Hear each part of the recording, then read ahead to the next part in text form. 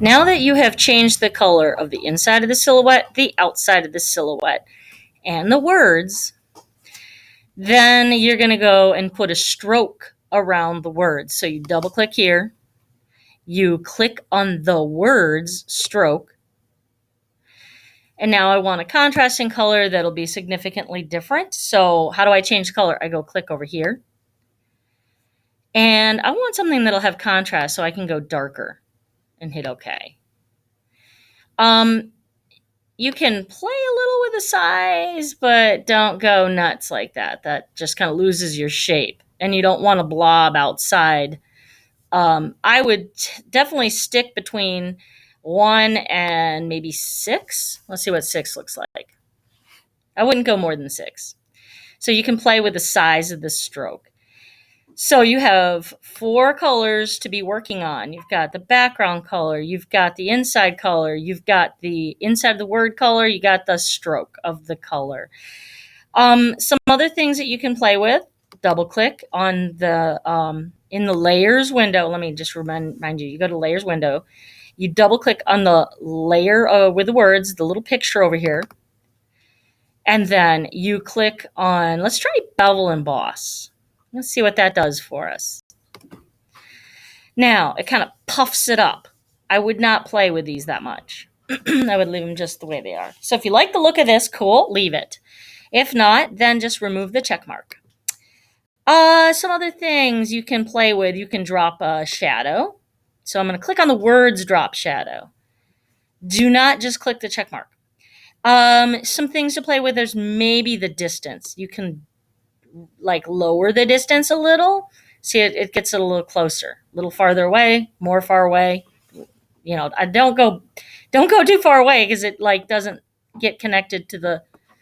So lower it a little bit. Okay, so you can have a shadow. That's kind of cool. So why don't you play with all of that? I think all of it is kind of cool. So I'm going to put it all on there, and I think you should too because it gives it more dimension, and that's kind of cool. You can play with the gradient overlay. And that means you've got to remove the color overlay.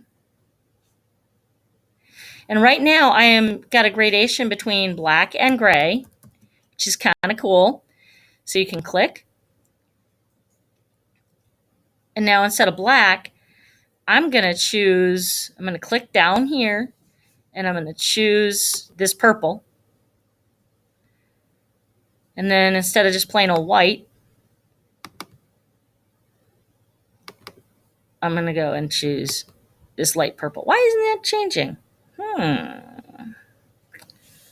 Oh, because I didn't double click. So now let's move this aside and just go click here. Why isn't it behaving? There you go. Okay, thank you. Patience. Okay. Now I'm going to double click down here because I didn't get the purple that I wanted. Double click there. Wait a second. Another window should pop up. Let me try again. Double click right there. Double click. There we go. Just patience. Now I'm going to click right here to pick up.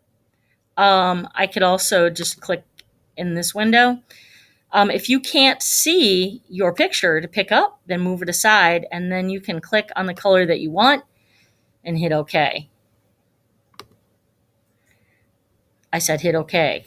The computer's a little slow. And I'm going to pull this up because I can't see OK. OK, thank you.